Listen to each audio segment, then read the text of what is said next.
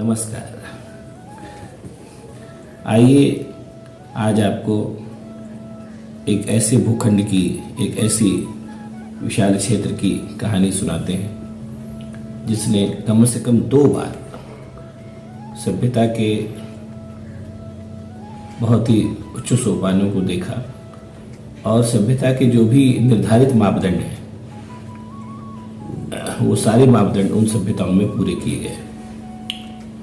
वो इलाका कोई बहुत अनजान इलाका नहीं है। हम सब आप लोग उसी इलाके में रहते हैं। अभी भी प्रसिद्ध है, पहले भी प्रसिद्ध था। मैं लखनऊ और उसके आसपास के अवध की बात कर रहा हूँ।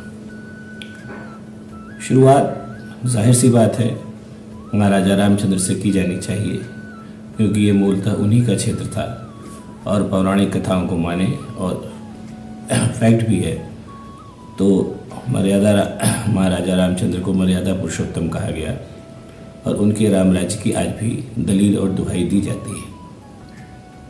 उसी भारत के उसी भूभाग में बहुत बाद में कालांतर में अवध राज्य की स्थापना हुई, जो करीब 100 साल चला। 100 साल तो वो अपने उरूज पर रहा, अपनी उन्नति पर रहा। उसकी अवधि मोटे तौर पर करीब 150 साल रही और उसकी सभ्यता और उसकी सुंदरता का अंदाज़ा आप इसी से लगा लीजिए कि 1857 की लड़ाई के बाद, 1857 की लड़ाई जग प्रसिद्ध लड़ाई है। जो लोग भी इस वीडियो को देख सुन रहे हैं, मेरा मानना है कि उस लड़ाई के बारे में जानते ही होंगे, जानना चाहिए भी। उस समय वायसराय हुआ करते थे हिंदुस्तान के लॉर्ड कैनिंग। लॉर्ड कैनिंग उस लड़ाई को शांत करने के बाद लखनऊ आए और यहाँ उन्होंने दरबार किया। उसी सिलसिले में उनकी पत्नी भी लखनऊ आई और उन्होंने लखनऊ को देखा, जो काफ़ी कुछ नष्ट भी हो चुका था उस समय। ये उनका बड़ा प्रसिद्ध कोट है, जो लोग इतिहास से वाकिफ़ हैं वो जानते हैं इसको। उन्होंने कहा कि अगर मैं लखनऊ ना आती तो इस तथ्य को सिरे से मानने से इनकार कर देती कि दुनिया में कोई भी शहर इस कदर खूबसूरत हो सकता है।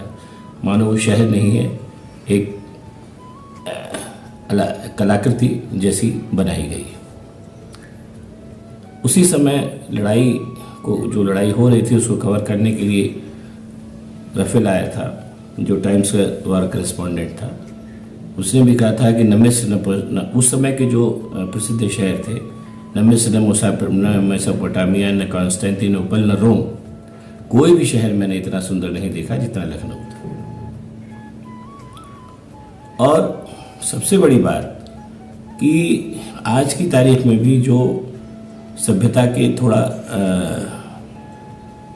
ऐसे पहलू माने जाते हैं जिन पे चर्चा होती है, जिन पे डिस्कस होता है और जिनको थोड़ा सा ऐसा माना जाता है जो नहीं होना चाहिए, उन सब चीज़ों का भी हल इस सभ्यता में खोज लिया गया था। बदकिस्मती ये रही कि कई वजहों से ये सभ्यता बहुत आगे तक नहीं चली और मात्र 150 साल का ही उसको आयु मिली।